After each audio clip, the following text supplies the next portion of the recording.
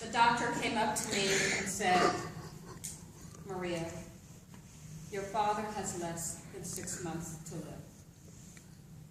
My world came to a stop. How can that be? My father is a fighter. He's a survivor.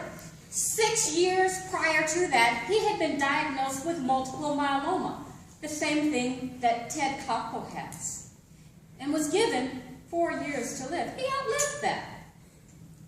No, the culprit in this crime was prostate cancer. It had gotten to his bones. It was terminal. My father was Dr. Harry P. McDonald. He moved to Fort Smith, Arkansas in the 1940s to serve as its city's only African-American physician. Dad was known for making house calls throughout northwest Arkansas and eastern Oklahoma for people who couldn't afford to go to the doctor, weren't able to be transported there, or simply weren't allowed. Dad's service to the community didn't stop with just the medical community. He also became president of the NAACP. In that capacity, he challenged Fort Smith and its segregational practices. Under his leadership, doors were open. Parks were made available to all people. Businesses opened their doors and started hiring more people. Hospitals admitted more people. In 1975, a young, white, aspiring man came to Fort Smith. His name was William. He spoke at the churches of all people, listened to their concerns, and sincerely cared about people. My dad befriended him, and what did he do?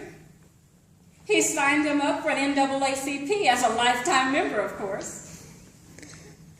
2 years later, my father was appointed by Governor David Pryor to be on the State Board of Education. A couple years after that, the next governor of Arkansas was that young man, William Jefferson Clinton, who reappointed my father to the State Board. And together, they worked to not just impact Fort Smith, but the entire state of Arkansas and its school system. Now, here we are, back in 2012, and my father is sitting here dying. There's nothing I can do to stop him. There's nothing I can do. Or is there? I know what I can do. I can make the rest of his life memorable and meaningful.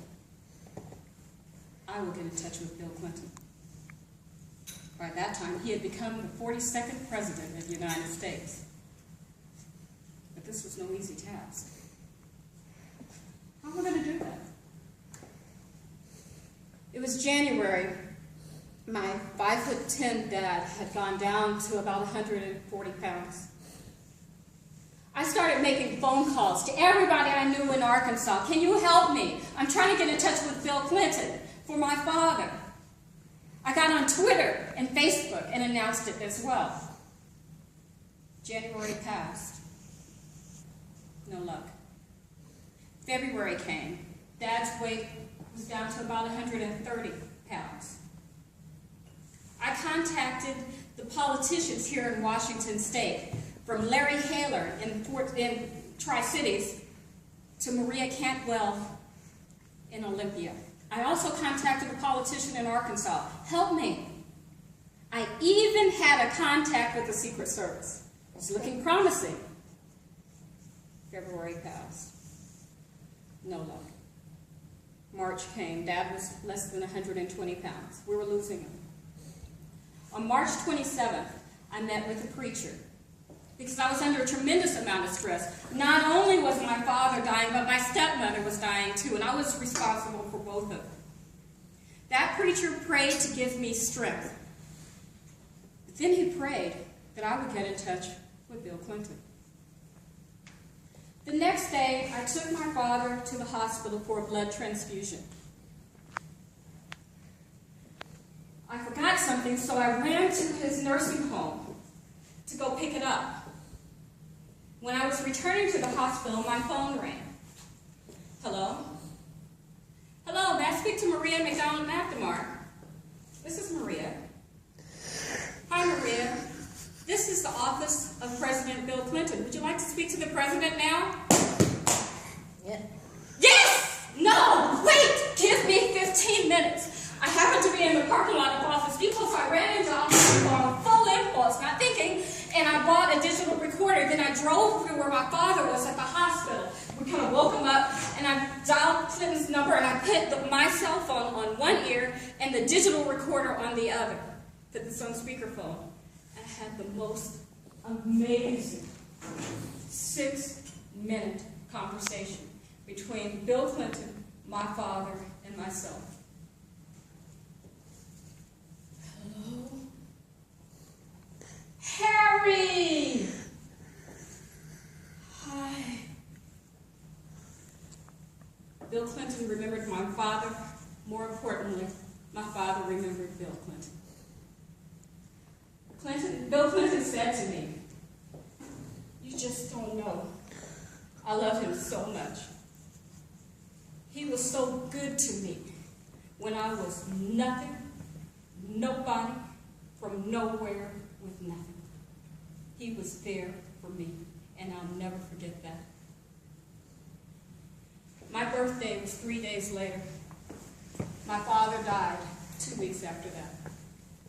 But I played that recording over and over until my father's last breath. And every time it made him smile.